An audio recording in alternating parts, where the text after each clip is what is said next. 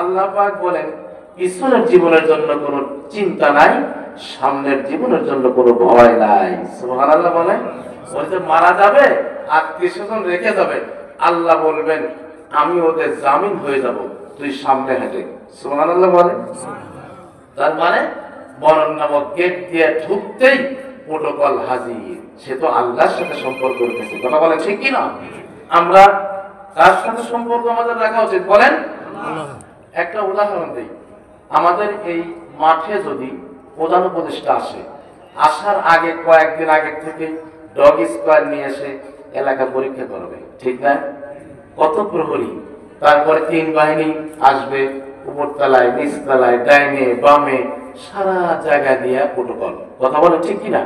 একজন প্রকৃত মুসলমান মরণ নামক গেট দিয়ে তখন ঢুকবে, ঢুকতেই আল্লাহ পাক 5 প্রকারের প্রোটোকল দিবেন। সুবহানাল্লাহ বলেন। কয় প্রকার? নাম্বার 1, কোরআনে হাকিম থেকে বলেছি, লাহু মুআক্কিবাতুম মিন বাইনি ইয়াদাইহি ওয়া মিন খালফিহি ইয়াহফাজুনাহু মিন আমরিল্লাহ।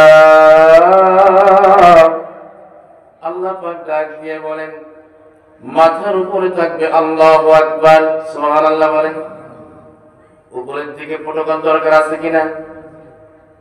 ডান দিকে থাকবে সুবহানাল্লাহ। বুঝতেছেন না আপনারা? জীবনে সুবহানাল্লাহ পড়েন না? এখানে আসার পর কতবার সুবহানাল্লাহ পড়ছেন? যারা পড়েছেন মহব্বতের সাথে তাদের প্রোটোকল হয়ে গেছে ডান দিক থেকে। সুবহানাল্লাহ বলেন। বাম দিকে প্রোটোকল হবে আলহামদুলিল্লাহ।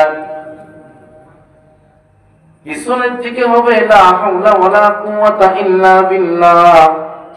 সামনের দিকে প্রোটোকল হবে লা ইলাহা ইল্লাল্লাহ। সুবহানাল্লাহ বলেন। ডাইনে বামে, সামনে, মাথার উপরে, পিছনের দিকে। আর কোন টেনশন আছে নাকি? আল্লাহ পাক ডাক দিয়ে বলেন, তোমাকে জান্নাত পর্যন্ত পৌঁছিয়ে দিবে, এই প্রোটোকল গুলো থাকবে। সুবহানাল্লাহ বলেন। কেন?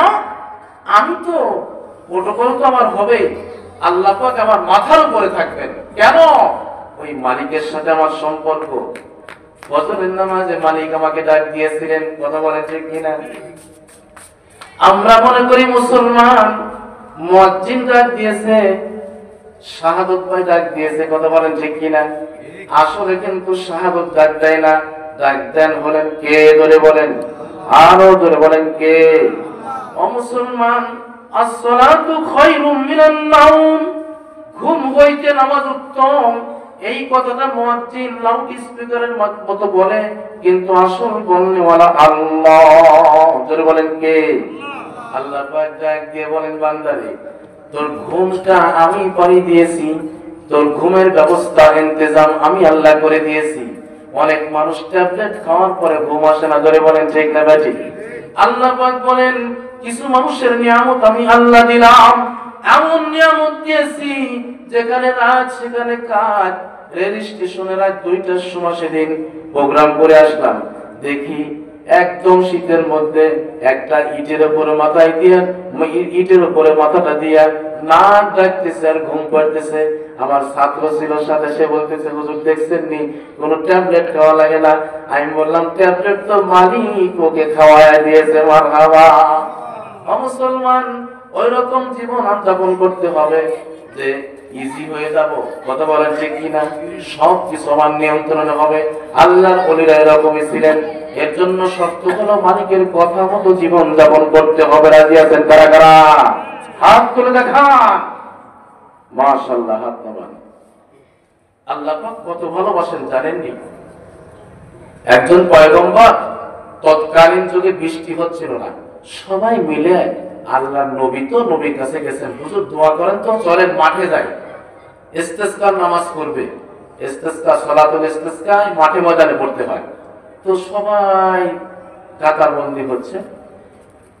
নেতা যিনি, উনি হলেন নবী, দোয়া তো কবুল হবে, কি বলেন ঠিক না? সবাই আশাবাদী বৃষ্টি হবে। নবীরা তো হাত তুললে আল্লাহ পাক ফেরত দিতে লজ্জা পান। নবী তো নবী, আল্লাহ পাকের ওলি যারা, তারাও হাত তুললে আল্লাহ পাক ফেরত দেন না। চিল্লা বলেন সুবহানাল্লাহ।